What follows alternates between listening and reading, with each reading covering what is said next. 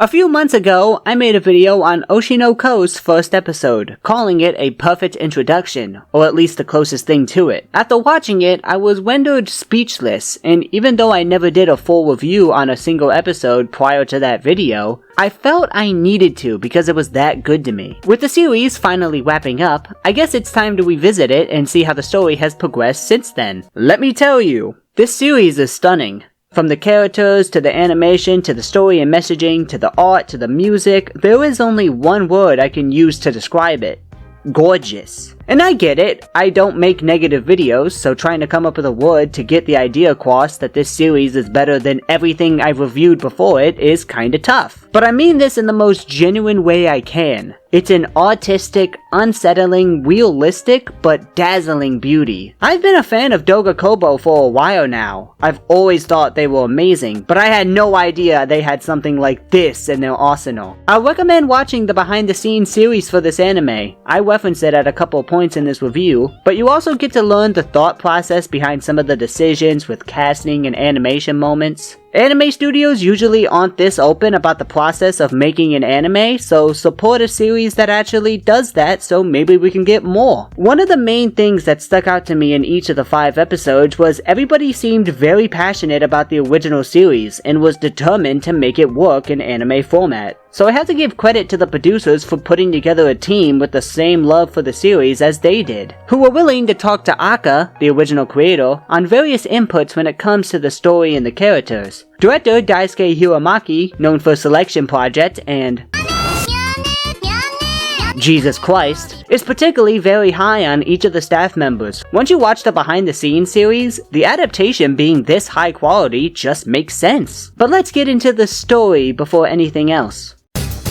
Ai's departure from this series caused a series of ripple effects, like a rock being dropped in the ocean. B. Komachi has completely disbanded with the news that their Seno passed away, the old manager has disappeared as the agency is now run by Miyako, and the agency has stopped producing idols and instead pivoted to internet celebrities and content creators. When it comes to the 2 children of the star, Aqua has become a gloomy, revenge-obsessed manipulator who's willing to do anything as long as he can get revenge on the one who sent the stalker after Ai, aka his father, while Ruby's motivation to become an idol has only grown as she's aged. I'd say this anime has 2 stories that are told simultaneously. Aqua becoming an actor so he can take revenge on the one who killed Ai, and Ruby reviving B. Komachi and becoming the idol that she's always dreamed of becoming, while also trying to keep her mother's legacy alive. And both of these stories tend to merge together multiple times, as both shine a spotlight on the negatives of being a public figure. And boy do they! These stories are progressed through subsequent arcs, showcasing various issues within the entertainment industry while also furthering Ai or Ruby to their goals and developing the sidecast. Some of the topics the series talks about are lazy manga adaptations only meant to appease sponsors, obsessed fanatics treating the people involved like dirt, oh, we'll get to that one, forgotten child actresses, and the higher-ups really not caring about the actual people involved as long as it makes them money. Again, we will get to that one. The series really does explore some hard-hitting topics that I've never seen done before due to how recent it all is. I'll be honest, at times this series can be really uncomfortable to watch. Not in the sense that it's particularly explicit, but with how in touch all of its topics are. It's reminding you of this uneasy reality that we live in. How people in our generation act, criticizing fanatics, exposing an industry that all of us find blind entertainment in. It's uncomfortable, but I also can't help but marvel at its beauty. But I suppose I'll get into more detail later. Surprisingly enough, this isn't an entirely grim watch. It balances comedy pretty well. A lot of the jokes I found hilarious because at times it's so out there.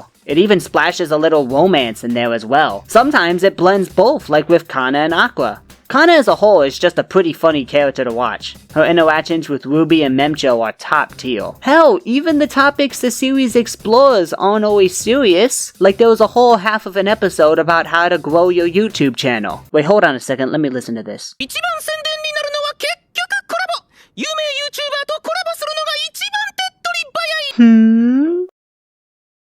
Hello, my future senpai. This is what I sound like. I've come to inquire about a potential collab opportunity that'll make your day. I am a young YouTuber based out of 20 minutes later. Alright, let's hope he responds. Also, for a series with only 11 episodes, the pacing is incredible. Episodes fly by in seconds, I swear. The emotional moments are handled amazingly. They're gradually built for multiple episodes before and then are given an episode and a half to wrap them up. The serious nature of the plot is perfectly blended with comedy and romance, creating something that's not too hard of a watch, but can also hit you with a car crash of emotion when it wants to. Each arc is given an appropriate amount of time so that those moments hit even harder. And it all goes to show just how well the staff planned everything out. Watching them go through every step of the process gave me a newfound appreciation for the show, and it makes the first arc about a careless adaptation hit hard, because they are all motivated by a love for the original material, so to see an arc that talks about how badly a careless adaptation can hurt the people who love the series and the author herself must have been incredibly tough for them as members of an industry that has no shortage of those kinda lazy adaptations. The fact that this anime feels like a passion project done by a smaller group of people, or at least smaller in terms of most anime studios, gives this anime a special little charm to it that I don't think can be replicated by most other shows. In my previous Oshinoko video, I talked about how Ruby and Aqua took the tragedy in two completely different ways, and as they grew up, those differences have only become more apparent. For now, let's stick with Aqua. As mentioned before, Aqua at this point of his life is entirely revenge driven. His main goal is to kill the one who killed not just his mother, but someone he was obsessed with in his previous life, someone who Serena loved, so being an actor is just a means to an end. He says he's fine with being in the background just as long as he can meet his father, even though I personally think he wants to be an actor because I told him to. Another case of him lying to even himself. Regardless, there is no happy ending for him, and his personality is reflective of this. He's very cold and calculated. So considering that, I feel his morals and mindset are very interesting to discuss. As someone who would do anything to reach his goal, Aqua is a master manipulator. In the beginning, when he was against Ruby being an idol, he would secretly cut her off from her dream routinely. And at this current moment, he's using Kana and Akane to further both Ruby's career and his goal of reaching his father. Using Kana's love for him as well as her own self-esteem issues to join Ruby's idol group. And then using Akane's agency, knowledge of Ai, and her sensitivity when it comes to love to get closer to Ai's killer. Yet despite the fact he's emotionally manipulating two teenagers that generally have feelings for him, I don't think Aqua is that bad of a guy. He does care for the people around him a lot, even if he uses them for his own gain. He saved Akane's life and fixed her reputation. That was before he even knew that he could use her. He got Kana to be more confident in herself, while also single-handedly saving the manga adaptation, and he regularly supports Ruby in her endeavors, despite the fear he has that she may end up just like her late mother. Not to mention how he wants Ruby to have a life of her own, not to be involved in this murderous plotline at all. There are also moments in the series where that cold character drops and he's just a normal kid again. So again, he's not entirely a bad person. But his PTSD and his willingness to do whatever is necessary for revenge make him morally skewed in a way. He's definitely a better person than the producers and the higher-ups, but he's emotionally distant. He's a liar, and combined with his intellect and natural charisma, he can manipulate people generally close to him. He's morally gray, a character type I feel is often misunderstood. He's not a morally good character, but he's also not evil. I mean, he can't be a bad person if he has that cute little twin shirt on. Yeah, this dude is a total cis-con if you haven't noticed. I kinda love that softer, more protective side of him though. It's rare to see, but it does exist. Another really intriguing thing about his mindset is the complication surrounding Ai. It haunts him that he was never really able to learn anything about her. He didn't know where the lies ended and the truth began. So it really gets to him when Akane was able to act exactly like her. Akane's dedication to her role made her learn more about Ai than Aqua did. I don't think we're even close to done learning about this character, so I really want to see how he develops as the border between the real him and Aqua grows shorter and his mind keeps adjusting to his environment. Remember when watching this series to not take him at face value. He's a pathological liar like his mother, and he lies even to himself. There are probably interesting breakdowns of his mental health out there and what exactly he's dealing with, but I do not have the qualifications to do that. I'm an anime reviewer, not a psychiatrist. So sorry if this isn't exactly the most in-depth breakdown of his character out there, but I really do enjoy him, and I think he's a fascinating protagonist to learn about.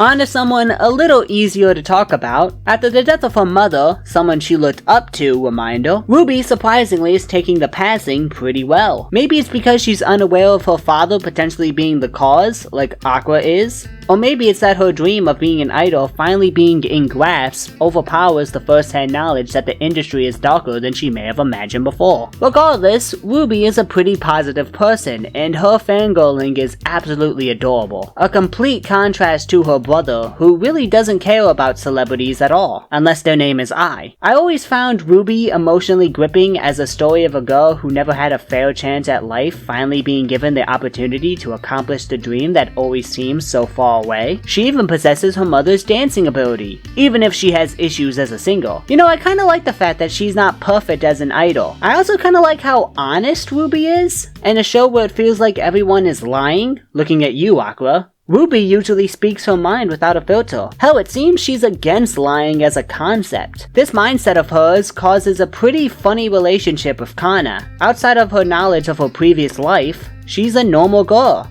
Someone who's outgoing and bright, because in a previous life she never had the chance to even do that. It seems she lives every day grateful that she's not stuck in a hospital bed like she used to be. It's incredibly touching to see how much this new life has given her, even though she lost her mother. She wants to carry Ai's legacy, which led to her reviving Big Komachi. But I can't help but think she has a similar mindset to her brother, in that she would do anything to progress her career. We'll have to see though. Speaking of her brother, I feel she's also a massive brocon. She's just not as open about it as Aqua is. She did try to pick his girlfriend after all. What could potentially happen when these two learn about their past lives could be above Orimo level incest, and I am absolutely here for it. Y'all can argue this all you want. Aqua is technically Ruby's first love, and she seems to get mad when Aqua is around other girls. And hey, Aqua loves Ai, and who's the closest thing to Ai? I'm just saying, let me push my incest narrative out, damn it. She's part of the harem. Kana, aka Lolly Senpai, who's already best girl based off that nickname alone, aka the child actress who can cry in 10 seconds flat, aka the fastest baking soda liquor, aka the winner of the NASCAR itself, is such a highlight for this series, it's insane. Akane has the emotional connection for sure, but Kana is such a fun character that I can't help but love her. Being 1 year older than Aqua and Ruby, Kana is very precautious and knowledgeable about the entertainment industry. She's usually the one spitting truth bombs about the industry. She also acts as a senpai for Ruby and Aqua, and she has feelings for Aqua but tries to play it off as if she doesn't like him that way. I love the way she asks about relationship topics very offhandedly. Deep down, she's actually very soft-hearted. As she was growing up, she was getting fewer jobs, and her status as a child star actress began to wane as she entered grade school. Her acting ability was still incredible, but her reputation of being hard to work with eventually caught up with her. The lack of jobs also led to fans turning on her, treating her as if she's some washed-up child star when she is still just a kid. Since then, she's matured a lot, getting rid of her cocky attitude and adopting a diligent and hard-working personality, which only led to her getting used in the manga adaptation. Being abandoned by her agency and her own mother, as well as being called an uncasted failure and a washed-up child actress for so long, led to her developing major self-esteem issues. She's constantly punching herself down, which only got worse once Akane got closer to Aqua. Obviously, another girl getting to kiss the one you love on TV would affect you mentally. All Kana really wants is someone to be by her side, to tell her she's helpful, because even someone as seemingly strong-willed as Kana is struggling with feeling important. It's really fascinating to see the perspective of a failed child star actress who's trying to get their career back on track, how being forgotten about online can mentally affect a literal child. How quick the industry is so quick to forget and toss someone away because of a personality trait that they themselves created. I also like how she likes Aqua because that moment when she got shown up by him changed her life. When she saw him perform again after all these years, that solidified her love for him, right as she plays a character who's fallen in love for the first time. Kana is such a fun character to talk about. A tsundere who can't be honest around her crush, to her confidence issues, to her knowledge of the negative parts of the entertainment biz, to her being afraid of bringing Ruby and Memcho down due to her past failures. It's all very neat to witness. But there's a whole other side of this best girl war, and, well, I don't really know what to say to transition to this next section. Before I say anything about this character, because anyone who's seen this show knows exactly where I'm going, let me just say this. If you're at all sensitive to the topic of suicide or anything revolving around that, here's your warning to skip ahead. I had it at the start of the video, here it is again. Okay. Akane is a fellow actress who joins the reality dating show that Aqua is a part of. She's willing to learn how to act in a series of this nature, but is having trouble sticking out on a show so popular. Part of the problem is that her personality just doesn't stick out in this crowd full of polarizing characters. It's best if you watch this episode yourself since my summary can't do it justice, but essentially her agency tells her she needs to make a mark. She needs a defined war in order for the fans to notice her. A producer said she should try playing a bad girl and try to create a wedge between the fan-favorite couple, not uncommon in reality TV. At this point, the series is wrapping up and she's desperate. However, during all this, she accidentally cut Yuki's face during an altercation, right before a modeling shoot. Yuki is fine with it, but the producers decided to put the strike in the episode and make it a cliffhanger. And, well, it gets dark from here. Disgusting comment after disgusting comment disparaging the name of an innocent girl and her mother because of an accidental cut that not even the person who got cut is mad about. Attacking her on a personal level, including childhood photos. Spreading the hate to her agency to try and ruin her career. The snake she shares a classroom with joined in on the bullying, making assumptions about her character without ever knowing her, which just outcasted her from her class. Something that happened on a TV show is now affecting her personal life, and she thought it was all her fault. That thought kept growing inside of her. As time passes, the more it haunted her. And it just kept going and going and going and going until eventually, she attempted suicide. Luckily, Aqua was there before anything tragic happened. It's not often an anime episode stops me in my tracks and makes me think, but this did it. Obviously, there's certain comparisons to the events of this episode and a real-life situation that happened relatively recently, and I can't blame fans for comparing it since they are terrifyingly similar. I'm guilty of comparing them myself. But out of respect for the victims' families who are still grieving, I would not name that particular person here and potentially add on to a conversation that is clearly uncomfortable for them to have. And honestly, I don't need to reference one specific event because I know this situation is realistic. Do you want to know how I know? Google it. You'll find article after article from the last few years detailing the dark history of reality TV suicides in the past decade. I mean, even the show brings it up itself, and while these cases go further than just internet harassment, I think my point is clear. Truth is, this issue goes far deeper than just that one example. This isn't even mentioning the number of times a celebrity has thoughts about dying, which again, this show brings up.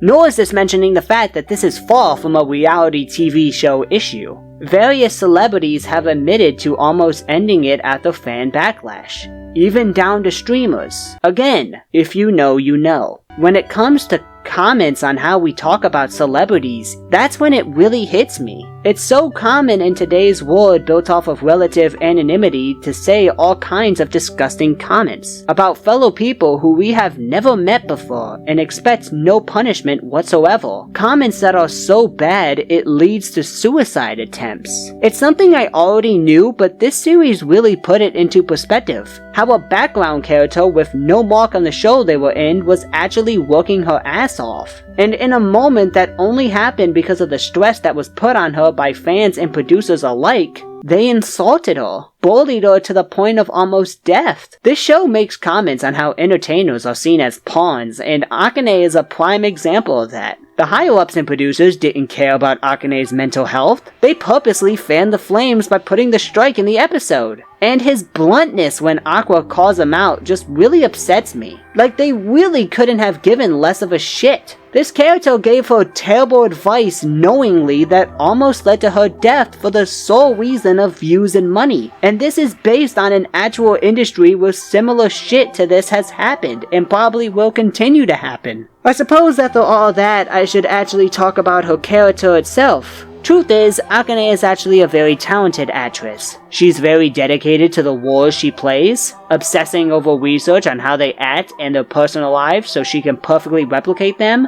leading her to act out a perfect recreation of Ai. It all comes from her want to be an actress. She really does work hard in everything she's given. Her actual self does not stick out, but when she's performing, people can't take their eyes off her. She also has a crush on Aqua because, you know, he saved her life. I love Akane's character. Her personality is very shy, but her passion for acting makes her admirable, even if it's a little weird. She's an interesting look on what was essentially a background character trying to stick out as much as possible, and when she finally did, it almost killed her. And I think she's a brilliant look on cancel culture and cyberbullying as a whole, which just hammers home Oshinoko's main theme. The entertainment industry is just filled with liars who are only really lying to protect themselves. Some of it is for malicious intent, and some of it is not, and this is across all fields. Alright, let's try to bring the mood back after a heavy topic. There are more side characters here that I really love, one of them being Miyako. I think it's really cool that Ai's death completely changed her character. She's a really supportive mom now. She loves Ruby and Aqua like they are her actual kids, which is just really sweet. Another side character I enjoyed is Memcho, who's on the same level as Akane and Kana, but there's just less to say about her. Memcho joins the series as part of the reality TV show as an 18-year-old but is exposed for lying about her age as she is actually 25. As weird as it sounds, she only really did it because she wished to be an idol, but an idol starting out that late in an era where young people are the standard, it was just never gonna work. And she just kept lying about her age because at this point, it's become a part of her brand. Similar to Kana, Memcho got abandoned by an industry she loved only because she wasn't the hot young commodity, which is a pretty interesting statement on our current society. Being in your mid-20s at this point feels kinda old, because every hot young artist, actor, idol, it's all just getting younger and younger. I like her because she's pretty entertaining, and I love the fact she's kinda stuck in the middle between Kana and Akane both liking Aqua. And then of course there's Pion. Pion's just awesome. The characters are pretty amazing. A lot of them can be entertaining by balancing the comedic elements while also making statements about the entertainment industry. You can feel sympathy for characters like Akane, Kana, or even Memcho because their problems are understandable or even relatable. Kana's chemistry with Ruby and later Akane as her love rival was incredibly entertaining. I just really liked the growth between Kana and Ruby in general, from hating each other to becoming fast friends at the end. The chemistry between the idols is great. I love Aqua and Ruby being opposites as well, while both having this urge to accomplish a lofty goal. Even extreme side characters like Frill have their moments. It's funny that a big star like her has such a childish side. You can imagine that really being the case for some people. I can't wait to see how this cast grows and develops as the drama progresses. I can definitely see the secrets Aqua is trying to keep hidden being exposed in some way.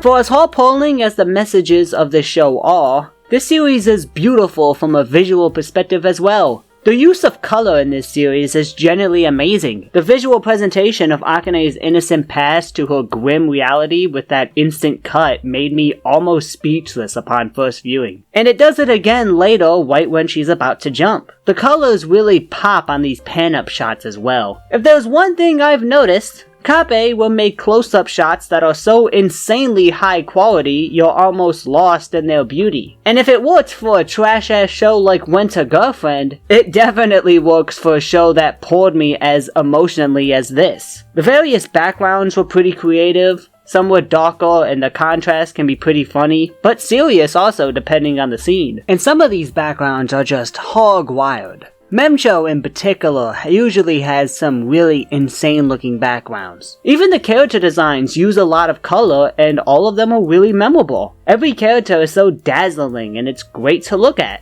I actually love the theory on what the eye represents. It's alluded to in the behind the scenes that Aki told them the meaning and it's just used at such perfect points that it has to be telling us something. I don't want to pretend like I'm Weeb MatPat and try to break down a simple design to try and make some complex point. I personally think it's just a neat visual expression to tell the viewer what the characters are feeling. But no matter what you believe, we can all acknowledge that the star eyes are so memorable, right? It's something that made the series stick out to me when first announced, and it just looks cool as all hell when the eye shines the brightest though looks the darkest. It's an enjoyable but unique piece of character design. Keeping my point going about the character designs, I actually love the differences between Ruby and Aqua. Aqua always uses a cooler color like blue since he's Aqua, and this fits his moody but calm and concentrated persona. Not to mention the path he's going down is much darker. Ruby, meanwhile, has an incredibly bright future ahead of her. Her cheerful personality makes sense with her shining pink eyes. The art in general is just flat out stunning. The lighting in particular is super well done at points. The idol concert in the last episode where the camera just feels like it's never stopping. The fluid movements of the characters. It's just a great scene all around. I love the focus on facial expressions to tell the story, to showcase genuine feeling. Even smaller stuff like Kana being the center so she's stuck in the middle is a great touch. Or when Aqua enters Kana's more die-down world, the wood gets more saturated, almost as if he's brightening her wood. The behind the scenes shows a dedication to making the wood in touch with the technology being correct for the period and stuff like that, and it continues throughout the show. Every social media app looks exactly like how that social media app looks in real life. Which may seem like a small detail, but that alone adds to this uncomfortable feeling this show gives me, that everything this series talks about occurs in the same world that I'm living in. I love the direction and the style. Some scenes are just really creatively directed. Overall, this show's visuals really are incredible. It's probably my favorite animation and art of the year.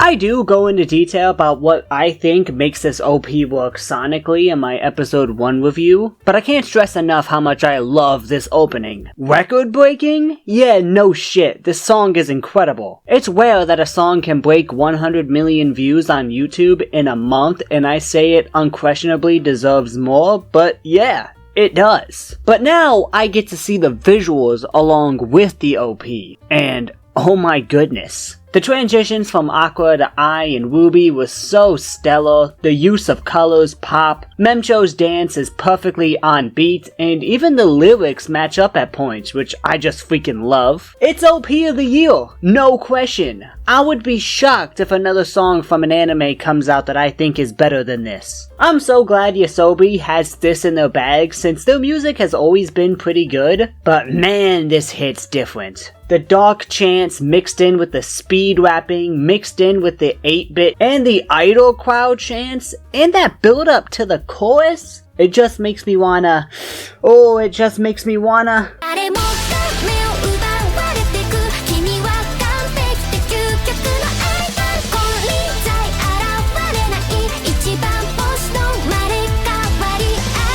A piece of music I haven't gotten to review yet at all is the ending, sung by Queen Bee. Again, it hits different here though. The instrumentals are so hard-hitting, the singing is powerful. I love the visual of Aqua and Ai going separate paths, different emotions and everything, symbolizing how their characters are at the moment. Aqua still hung up over Ai, Ruby looking at her Serena hat, realizing that girl's dream is finally happening. It's beautiful, man. And again, the lyrics perfectly reflect what the show is all about. The behind the scenes really gave me some appreciation for the soundtrack considering how different and unique it was to make. Not to mention how talented Takuro Iga as a composer is. It's all around a pretty good soundtrack.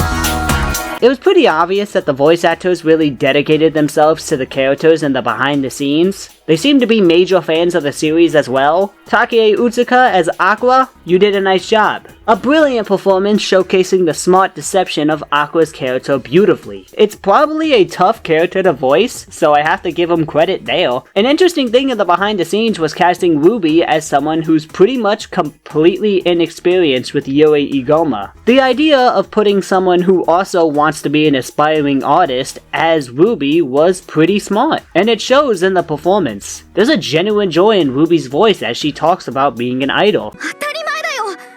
だってなれるんだよ。やっと私もアイドルに。絶対ママみたいになるんだ。Akane is voiced by Monica Iwami, obviously showcased her ability to be emotional in episode 6, but her shy voice is a great contrast to how she sounds when she's acting. She even managed to replicate, almost to a T, Rie's performance as Ai, which is insanely impressive. Kana is voiced by Megumi Han, who has a great performance too, just an insane veteran voicing one of the best characters in the show. Not too much I can say other than it's just good. And also a side character I just really enjoyed was Tashi Murata as Peon. That high-pitched voice is just really funny. Oshinoko is a gleaming visual masterpiece that shines the brightest spotlight imaginable on an industry filled with so many issues. I can absolutely see it going even further in the future. It's so in touch with reality that it creates a feeling I can't see any other show replicating. The drama is built gradually, the big moments hit emotionally, the comedic bits are funny, and the romance makes sense and feels natural. It's a story that blends all these elements together beautifully, creating a piece of art that somehow features all of these elements and it just works amazingly. Like a smoothie. This anime is like a smoothie. Thank you all for watching, I hope you enjoyed this review. This has been Kikaya, and I'll see y'all next time for whatever else I feel like reviewing from last season. Bye!